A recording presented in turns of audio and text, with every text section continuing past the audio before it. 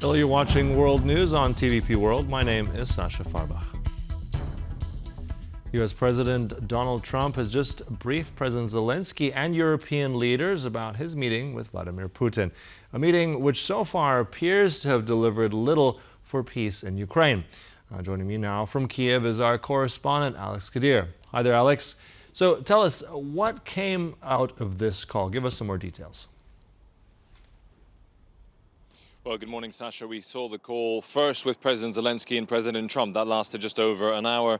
Then European leaders joined the call as well to hear from the U.S. president following his meeting with Vladimir Putin. On the call, President Trump, of course, President Zelenskyy, President Macron of France, the German Chancellor, the Finnish President Nawrocki of Poland as well, Prime Minister Keir Starmer, the Secretary General of NATO, Mark Rutte, Ursula von der Leyen, the European Commission President, and on the U.S. side, Marco Rubio, the Secretary of State, and Special Envoy Steve Witkoff. Sources on that call telling Axios it was a difficult call. Now, we've heard from President Zelenskyy. He described it as a long and substantive conversation with the U.S. president, starting with one-on-one talks, Ukraine reaffirming its readiness, its desire to work with maximum effort, he says, towards achieving peace.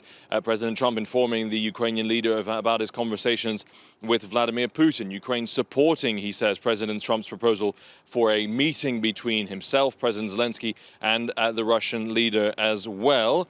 Crucially, we heard from President Zelenskyy that he will be traveling in the next couple of days on Monday to meet with President Trump in Washington, D.C. to discuss all of the details, he says, of how to end the killing and this war. He said he was grateful for the invitation. So some diplomatic discussions carrying on off the back of this summit, which was very high stakes, but for now, low delivery. We have not seen any commitments from the Russian side towards peace, the kind of commitments that President Trump said he wanted to get out of the Russian leader. So a lot of questions now. Some sources telling The Economist that there may be an air ceasefire between the two sides until a trilateral meeting can be agreed between the United States, Ukraine, and Russia on the presidential level. Of course, all of that will be confirmed in the next few hours. But Sasha, I want to bring you just a little bit of reaction, a bit of the feeling that we've seen here in Ukraine over the last few hours. It would have been difficult for many Ukrainians to watch the so-called leader of the free world rolling out the red carpet for a man they see as a war criminal, a man they see as responsible for the more than 47,000 civilian casualties in the last 3.5 years, according to the United Nations. A man whose military committed war crimes in Bucha, just not far from here in Kyiv. 458 people killed at the start of this full-scale invasion, civilians in Bucha. The 440 bodies found in a mass grave in Izium shortly thereafter. The more than 19,000 Ukrainian children forcibly removed from Ukraine and taken to Russia and still being held there away from their families. The fact that 97% of the prisoners of war on the Ukrainian side have reported torture at the hands of their Russian captors. And, of course, the fact, as we heard from President Zelenskyy in the last few days, that 18 Ukrainian soldiers are dying every day in this war, many of them remembered on that wall behind me here in Kyiv. That means it will have been very difficult to watch for many Ukrainians to see the red carpet being rolled out for a man responsible, as they see it, for so much death, destruction and pain in their country. Nevertheless, President Zelenskyy continuing to engage with the U.S. leader. He will be in Washington on Monday to try and move these talks forward.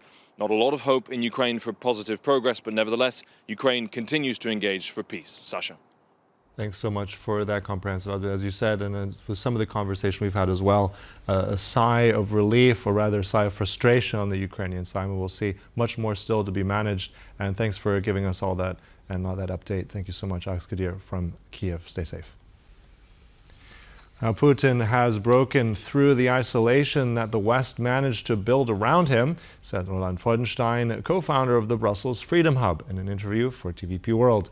One of the main topics of discussion was, of course, the recent Alaska summit and the benefits it has brought to Russian President Vladimir Putin himself, and how those conclusions will turn out for Ukraine.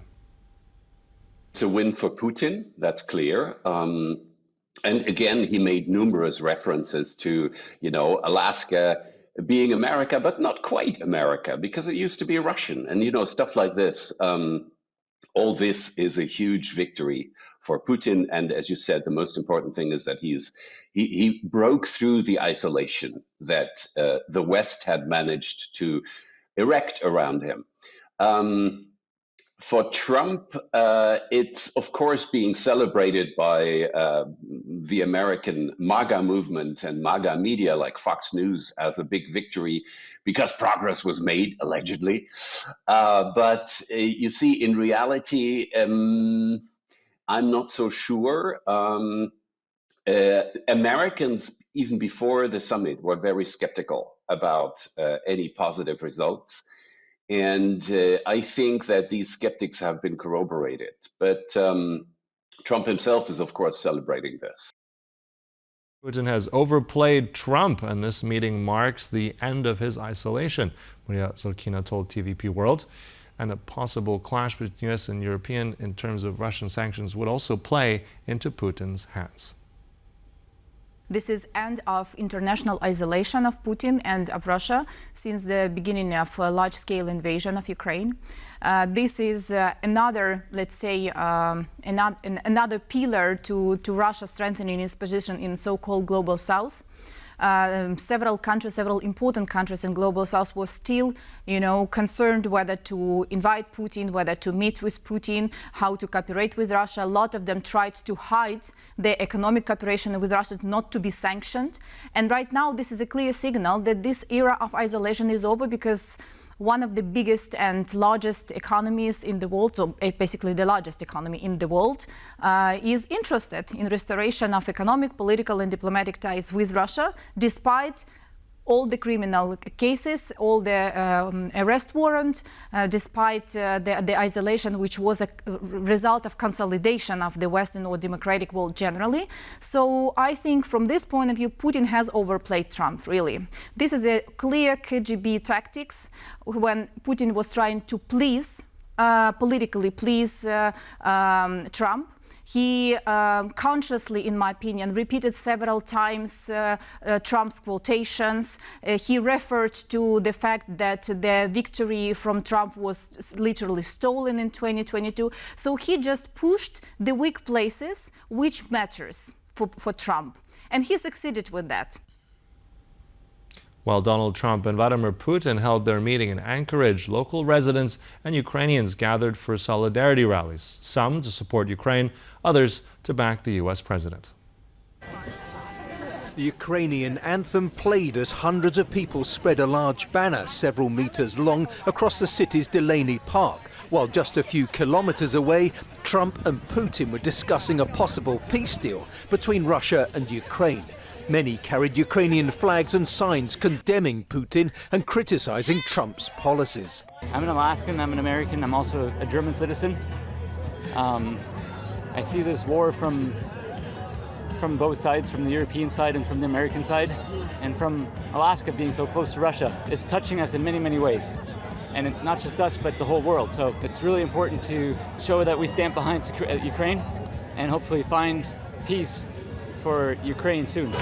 At the same time, Trump supporters gathered to express their trust in him and their belief that he will bring peace. Trump is a peacemaker. He's already stopped 4 wars. Why not another one? I think Trump can do anything. He's a miracle man sent by God himself. Trump is very reasonable. He kind of is a good mediator. And so I think if anybody can do it, Trump can do it. At the end of the summit, Trump described the talks as very warm and productive, saying that progress had been made, although a final deal had not yet been reached. And thank you all. Thank you. World is safer when there's dialogue between the United States and Russia at the highest levels, said Hungarian Minister of Foreign Affairs Peter Szijjártó. Szijjártó took to X to comment on the highly anticipated meeting in Alaska between U.S. President Donald Trump and Russian President Vladimir Putin. The world is a safer place as long as there is US-Russia dialogue at the highest level. Credit to both presidents for making this summit happen. Today once again confirmed the war in Ukraine will not be settled on the battlefield, but at the negotiating table. Peace can only be achieved through negotiations, dialogue, and keeping diplomatic channels open. Hungary has stood by this for 3.5 years, unlike Brussels and pro-war European politics. Russian President Vladimir Putin invited U.S. President Donald Trump to hold their next meeting in Moscow, drawing a lighthearted response from Trump. The invitation followed a nearly 3-hour Russia-U.S. summit at Joint Base Elmendorf-Richardson in Anchorage, Alaska. Thank you very much, Vladimir. Next time in Moscow. Oh, that's an interesting one. I don't know. I'll get a little heat on that one, but I could see it possibly happening. Thank you very much, Vladimir. And thank you all. Thank you. Thank you. Thank you so much. As the Polish capital and the coast enjoy the annual celebrations of Armed Forces Day, the danger beyond Poland's eastern border is more evident today than ever. Poland is now among NATO's top defense spenders, putting an emphasis on becoming more self-reliant in terms of domestic military production.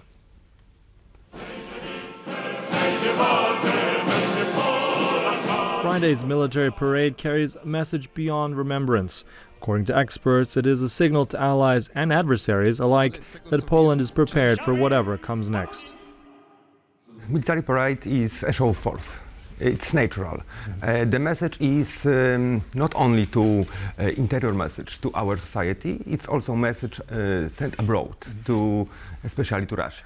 That Polish army is ready and can and have enough defense capabilities to stop the potential aggression. In recent years, Poland has gone on a defense spending spree, arming itself with the latest land, sea and air power. Warsaw is now among NATO's top defense spenders, with plans for the largest tank fleet in Europe, over 1,100 by 2030, more than Germany, the UK and France combined. This includes the K2 Black Panther tank from South Korea, as well as the German Leopard 2. It's also ordering 96 Apache helicopters, second only to the United States, and 32 cutting-edge F-35 jets to guard NATO's eastern flank. But it isn't just modern equipment from abroad. Poland is also beefing up its own industry. And we also have to purchase simultaneously infantry fighting vehicles in Polish industry. We have to purchase counter-drone systems. We have to adapt to the modern warfare.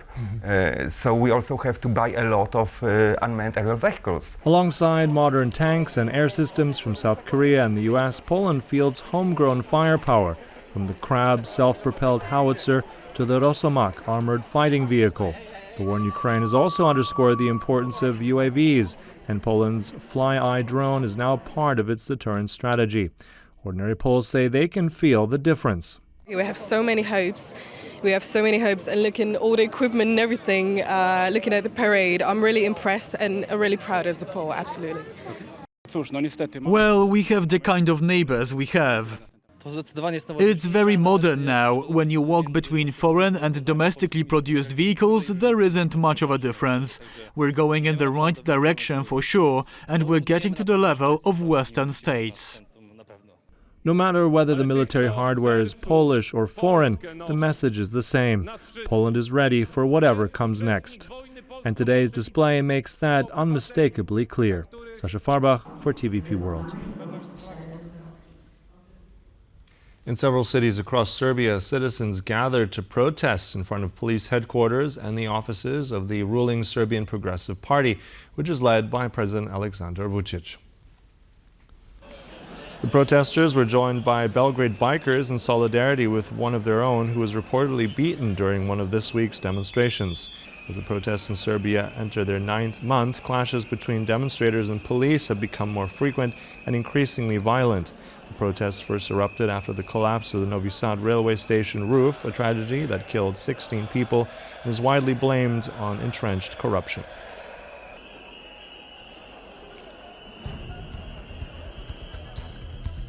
That's all for this Global News Update, but stay tuned, much more coming up right here on TVP World, so don't go away.